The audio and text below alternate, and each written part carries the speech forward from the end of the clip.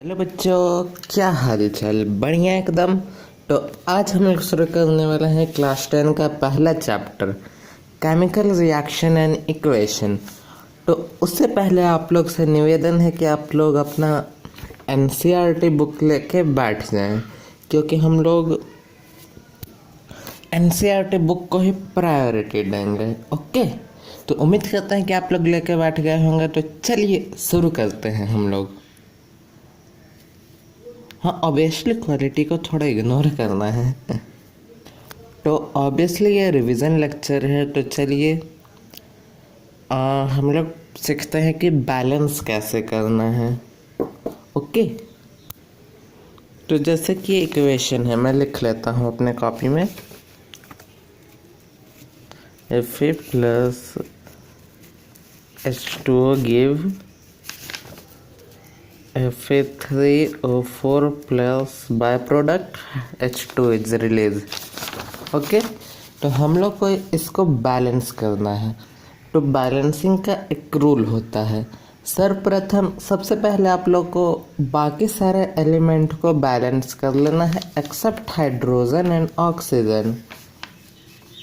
सबसे पहले सारे एलिमेंट को आप लोग बैलेंस कर लीजिए, हाइड्रोजन और ऑक्सीजन को छोड़ के। बैलेंस जब हो जाता है उसके बाद आप लोग को ऑक्सीजन को बैलेंस करना है। हाइड्रोजन या फिर ऑटोमेटिकली बैलेंस हो जाएगा या फिर लास्ट में इसको करना है। तो आइए हम लोग सीखते हैं। देखिए यहाँ पे 3 आयरन है, तो यहाँ पे हम लोग 3 लिखेंगे। अब हम लोग ऑक्सीजन को बैलेंस करते हैं। 4 ऑक्सीजन है तो यहाँ 4 लिख दिए।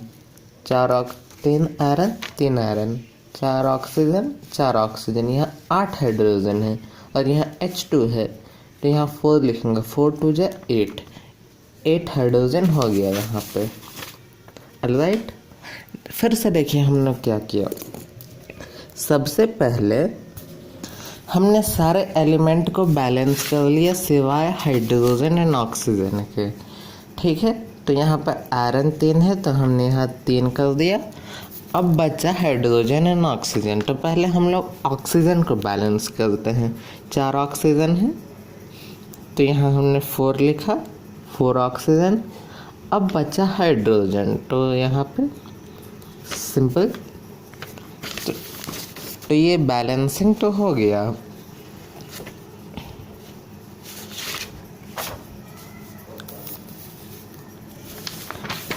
अब कुछ और एग्जांपल हम लोग देख लेते हैं।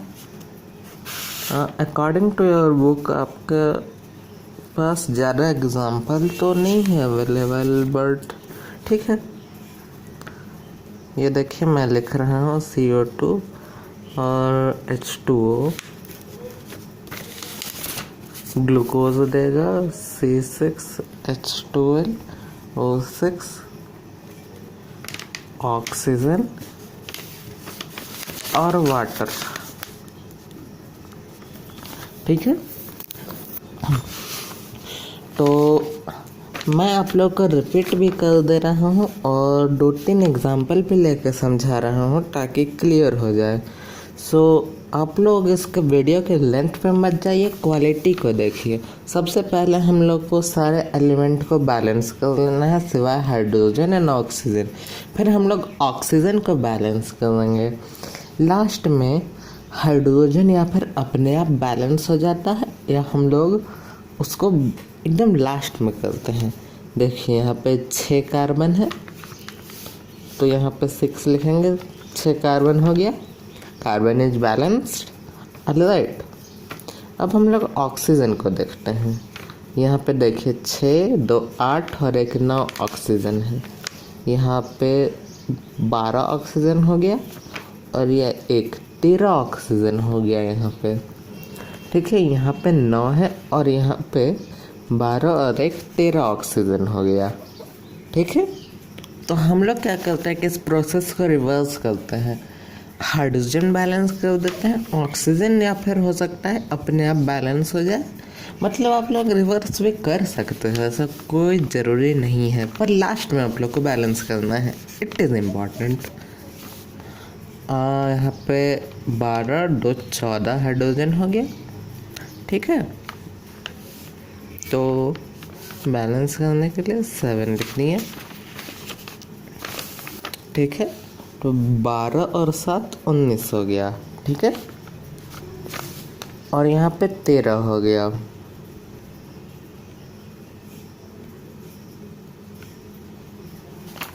तीन यहाँ पे लिखनी है, 13 और 6 19। ठीक है, सॉरी कुछ गड़बड़ हुआ है। 6 6 12 और 1 13।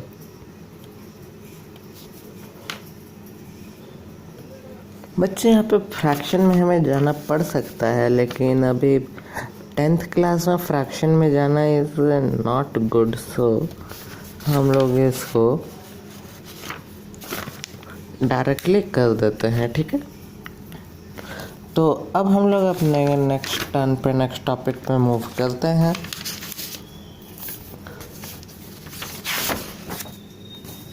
हाँ, ये देखिए, वैसे तो रिवीजन लेक्चर है, तो आप लोग को तो पहले से पता होगा कॉम्बिनेशन रिएक्शन।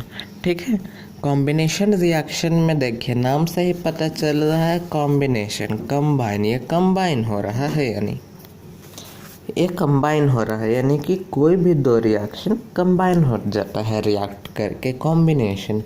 सिंपल नाम से ही पता चल रहा है कॉम्बिनेशन यानी कि कंबाइन, दो रिएक्शन रिएक्ट करके कंबाइन हो जाता है। तो सिंपल CaO और H2O, CaOH whole twice, quick, इसको क्विक लाइम कहते हैं। ये पानी के कांटेक्ट में आके साइक्लिक लाइम बन जाता है और ये एक्वस फॉर्म में होता है। ठीक है, और अनदर एग्जांपल आप लोग देखिए, कैल्शियम हाइड्रोक्साइड कार्बन डाइऑक्साइड के प्रेजेंट में कैल्शियम कार्बोनेट बनाता है और बाय प्रोडक्ट वाटर है। अब आप लोग कहिएगा कि ये तो कॉम्बिनेशन हो गया, तो ये दूसरा रिएक्शन कहाँ से आ गया?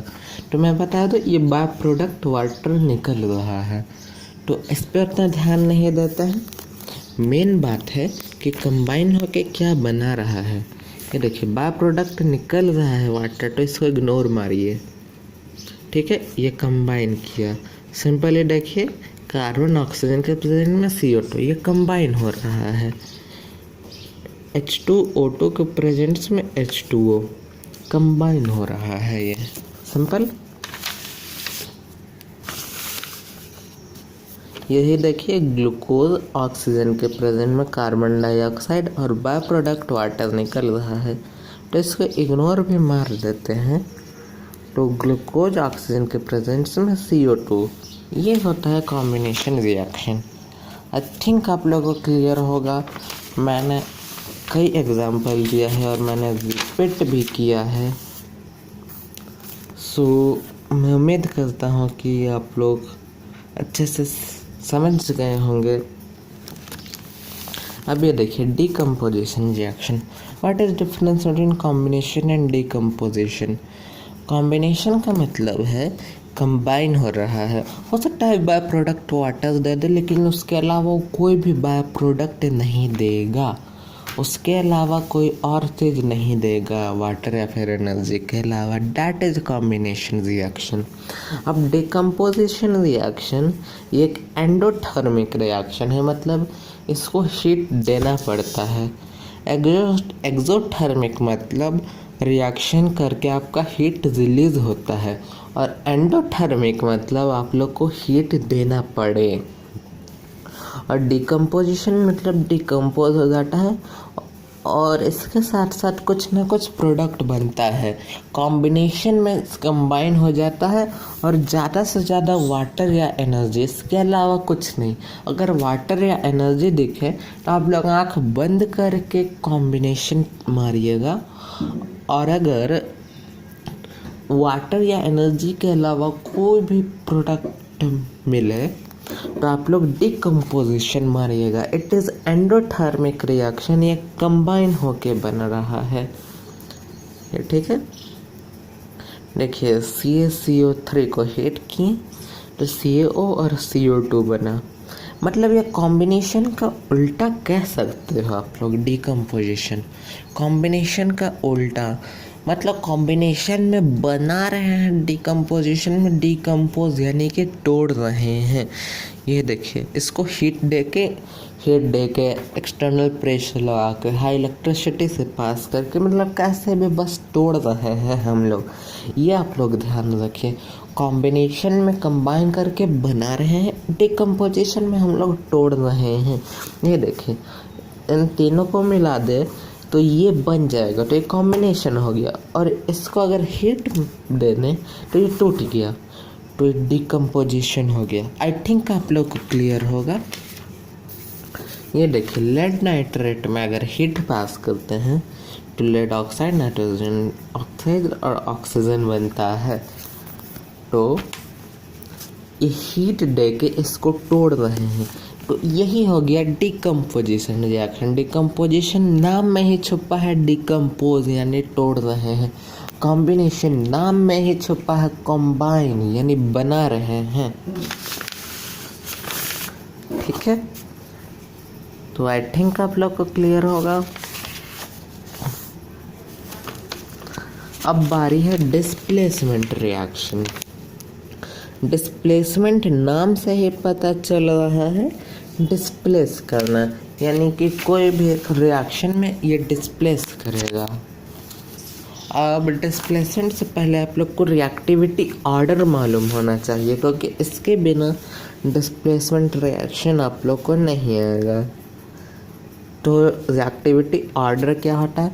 Sodium, potassium, calcium, magnesium, aluminium, zinc, iron, lead, hydrogen, copper, mercury, silver, gold. मैं यहाँ पे लिख देता हूँ सोडियम, पोटेशियम, ये आप लोग को याद करना है, ठीक है, और ये कंपल्सरी है। Sodium, potassium, calcium, magnesium, aluminium, zinc, iron, lead, hydrogen, copper, mercury, silver, gold. ठीक है, तो ये रिएक्टिविटी ऑर्डर हो गया। अब देखिए डिस्प्लेसमेंट रिएक्शन में इसका क्या काम, आप लोग पूछिएगा। तो देखिए, डिस्प्लेसमेंट रिएक्शन मतलब डिस्प्लेस करेगा, ऊपर वाला नीचे वाले को डिस्प्लेस कर देगा। मैं आप लोग को एग्जांपल दूंगा। मतलब सोडियम इन सारे को डिस्प्लेस कर सकता है, पर इनमें से कोई भी सोडियम को डिस्प्लेस नहीं करेगा। सिंपल, ऊपर वाला नीचे वाले को डिस्प्लेस करेगा, पर नीचे वाला ऊपर वाले को डिस्प्लेस नहीं करेगा। यही है डिस्प्लेसमेंट, मतलब नाम से याद रखो, डिस्प्लेस करना। कॉम्बिनेशन कंबाइन हो रहा है, डिकम्पोजिशन मतलब कॉम्बिनेशन का उल्टा, और डिस्प्लेसमेंट मतलब डिस्प्लेस कर रहा है। सिंपल देखो, आयरन कॉपर सल्फेट के प्रेजेंस में ये आयरन इसको डिस्प्लेस कर दे रहा है और आयरन सल्फेट बना रहा है, और ये कॉपर अकेले हो जा रहा है। सिंपल, ये इसको डिस्प्लेस कर दे रहा है। अब देखिए रिएक्टिविटी ऑर्डर में ये आयरन ऊपर आता है, कॉपर नीचे आता है, ये इसको डिस्प्लेस किया। पर देखिए, अगर इसको हम लोग रिएक्ट करवाएंगे तो ये नहीं बनेगा, नहीं बनेगा। वाई? क्योंकि नीचे वाला ऊपर वाले को डिस्प्लेस नहीं कर सकता। ऊपर वाले नीचे वाले को डिस्प्लेस कर देगा, पर नीचे वाला ऊपर वाले को डिस्प्लेस नहीं करेगा, कतई नहीं करेगा। तो यही हो गया डिस्प्लेसमेंट रिएक्शन। ठीक है, रिएक्टिविटी ऑर्डर में जो ऊपर आता है वो नीचे वाले को डिस्प्लेस कर देगा, पर नीचे वाला ऊपर वाले को डिस्प्लेस नहीं करेगा।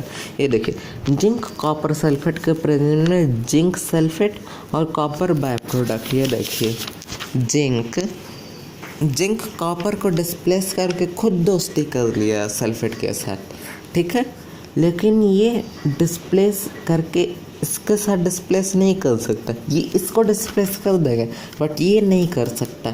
ये आप लोग को याद रखना है, ऊपर वाला नीचे वाले को डिस्प्लेस करता है बट नीचे वाला ऊपर वाले को डिस्प्लेस नहीं करेगा। देखिए लेड और कॉपर क्लोराइड। अब आप लोग पूछेगा कि ये सल्फेट क्यों नहीं डिस्प्लेस हुआ, तो देखिए जिंक कॉपर कोई मेटल में मतलब कोई कंपाउंड बना सकता है क्या, ये सिर्फ मेटल को डिस्प्लेस करेगा। डिस्प्लेसमेंट मतलब इन्हीं में से कुछ ना कुछ डिस्प्लेसमेंट होगा, ठीक है। तो लेड और कॉपर क्लोराइड, लेड क्लोराइड और कॉपर अकेले हो गया, ठीक है।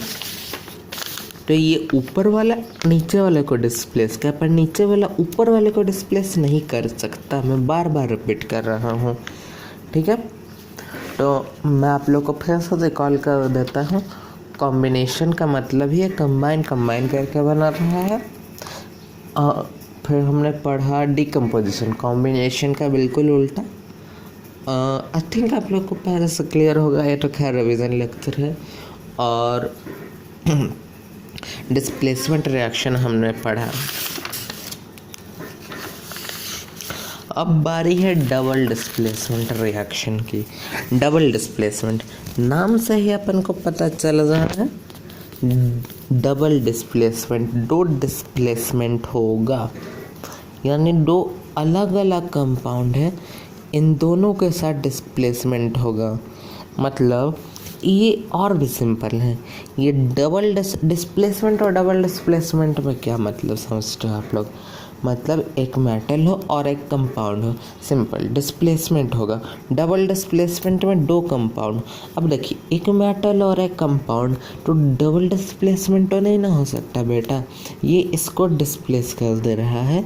तो बचा क्या, ये तो अकेले हो गया। तो अब दूसरा डिस्प्लेसमेंट कहाँ से होगा, नहीं ना होगा। यह देखिए यहाँ पे दो कंपाउंड है, सिंपल, बहुत सिंपल है।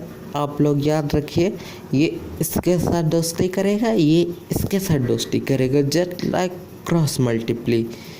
ये इसके साथ दोस्ती करेगा तो सोडियम क्लोराइड बनाएगा, और ये इसके साथ दोस्ती करेगा, बेरियम सल्फेट बनाएगा, सिंपल।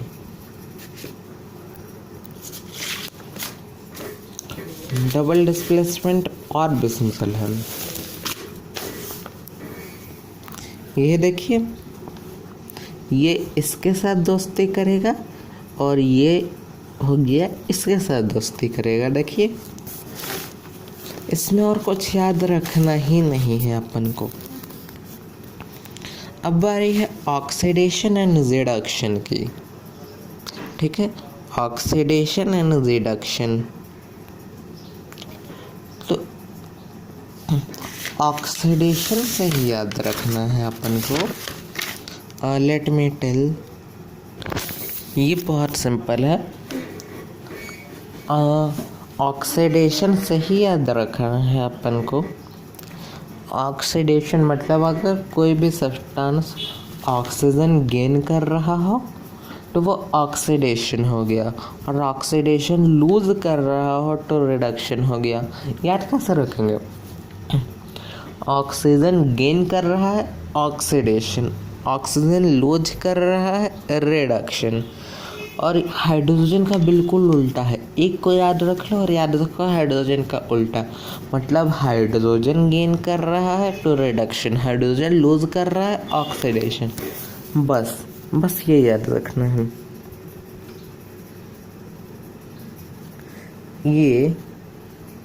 ये ऑक्सीजन लूज किया तो यहाँ पे रिडक्शन हो गया, ये देखिए।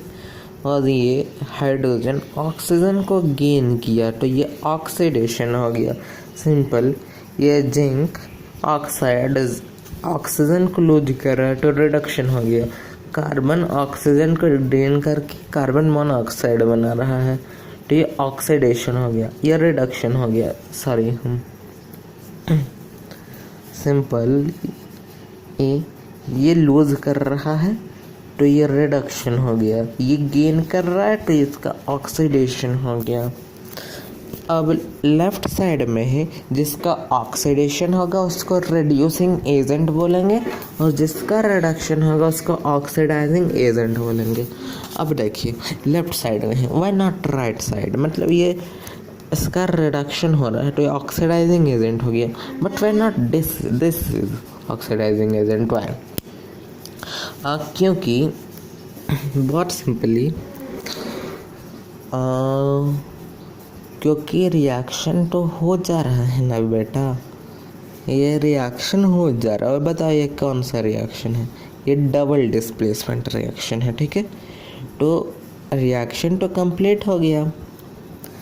अब रिएक्शन जब कंप्लीट हो गया तो यहाँ से ना शुरू हुआ है, तो ये ना रिड्यूस हो रहा है, क्योंकि ऑक्सीडाइजिंग एजेंट है तो रिड्यूस हो रहा है। तो इसको हम लोग क्यों बोलेंगे? तो यही ना एजेंट हो गया, इसी के वजह से ना रिड्यूस हो जा रहा है, और ये रिड्यूसिंग एजेंट हो गया, इसके वजह से ये ऑक्सीडाइज हो जा रहा है, तो इसी को ना एजेंट बोलेंगे। तो सिंपली ऑक्सीडेशन में रिड्यूसिंग एजेंट और रिडक्शन में ऑक्सीडाइजिंग एजेंट, सिंपली। और कोरोजन, रैंसिडिटी, ये सब आप लोग अपने से रीड कर लेना, ये कुछ खास टॉपिक नहीं है, ये याद करने वाला चीज़ है। एक आप लोग को समरी दे देता हूँ। कॉम्बिनेशन, कंबाइन, डिकम्पोजिशन मतलब कॉम्बिनेशन का उल्टा, डिस्प्लेसमेंट नाम से ही पता चला, और डबल डिस्प्लेसमेंट, मेन यही चीज़ था इस चैप्टर में। तो आइए देखिए, हम लोग 20-21 मिनट में पूरे चैप्टर को हमने ख़त्म कर दिया, वो भी अच्छे से। आई होप आप लोग को समझ में आया होगा। तो चलिए तब तक के लिए ta-ta, bye bye and all the very very very best for your examination.